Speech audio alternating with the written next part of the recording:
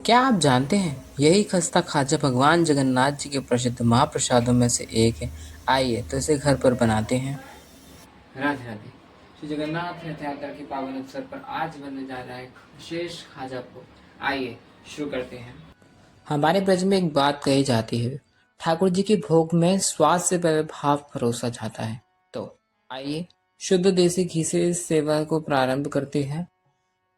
यह एक कप मैदा है, लेकिन ब्रजवासियों के लिए एक केवल मैदा नहीं है, बल्कि ठाकुर जी की सेवा का माध्यम है।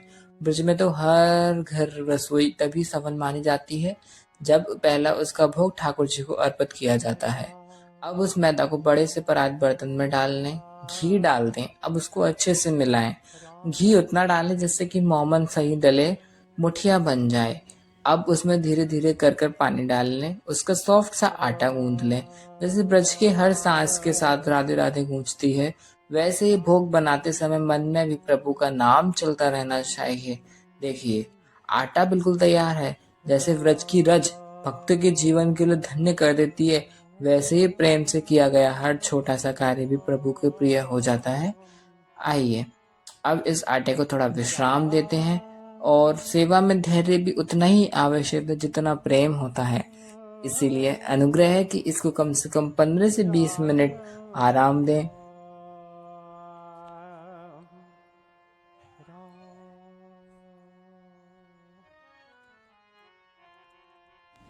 आइए अब चाशनी की प्रक्रिया में चलते हैं।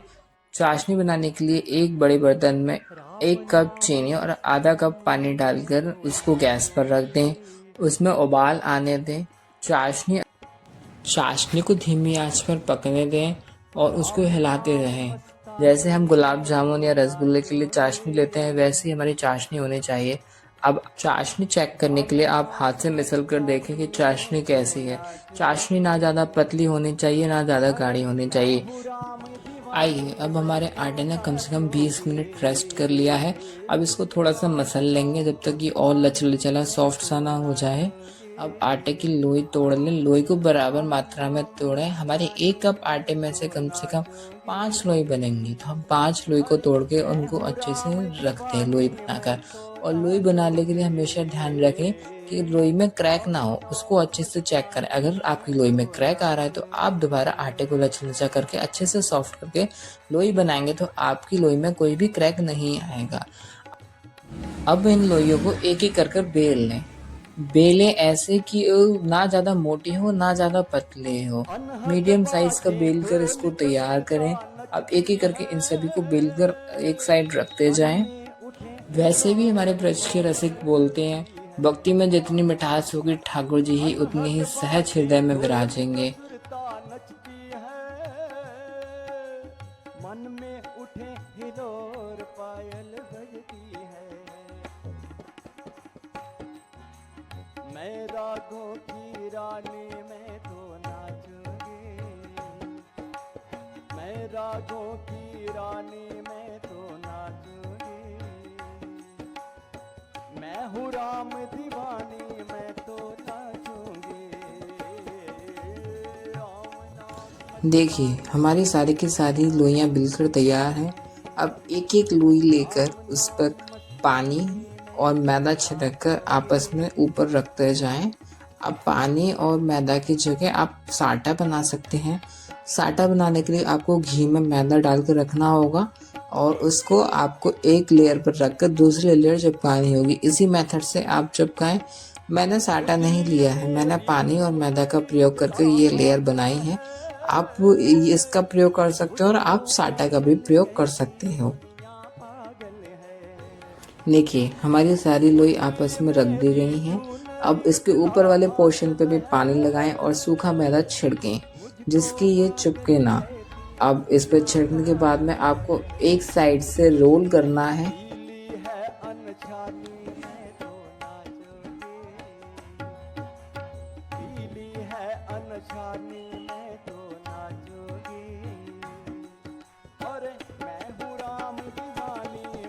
अब इसके साइड्स के किनारे को निकाल दें, इसकी आवश्यकता नहीं है। अब इनके इक्वल लेंथ के अनुसार इसकी सारी लेंथ्स काट लेंगे।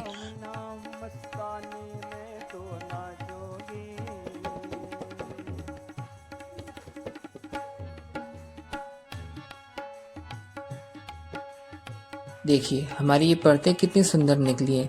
खाजे की ये परतें देखकर बरबस ब्रज की वही प्रेम भरी लीलाएं याद आती हैं, जहाँ हर सेवा में स्नेह छिपा होता है। सेवा चाहे छोटी हो या बड़ी, को एक यदि एक बात करके सच्चा हो बेल तो लें। वे बेलने से सीधे पहले हमारे इसे ठाकुर उंगली जी से तक प्रेस पहुंचा करें और सकती है। हल्के से बेलन हाथ से बेल लें। एक दो बार ही बेलन चलाएं, ज़्यादा ना चलाएं। ये हमारे बिल्कुल तैयार हैं। अब हम चलते हैं गैस की तरफ। गैस को गर्म होने दें और उसमें घी डाल दें। घी को भी अच्छे से गर्म होने दें। घी हमारा गर्म हो चुका है। अब इसमें एक एक करके खाजा डाल दें। देखें कि खाजा एक के ऊपर एक ना चढ़े, अलग अलग सिकता रहे। यही इसका छोटा सा स्टेप है।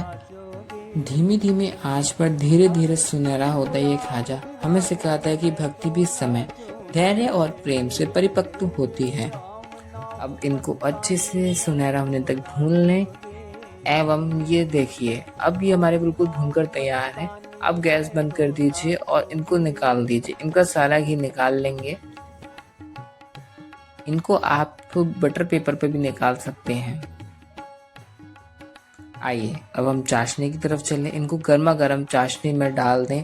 अब इन खाजाओं को चाशनी में डुबो देते हैं, जैसे भगवान स्वयं को श्री राधा कृष्ण और श्री जगन्नाथ प्रभु की कृपा से समर्पित कर देता है, वैसे ही ये खाजा मिठास से भर जाता है।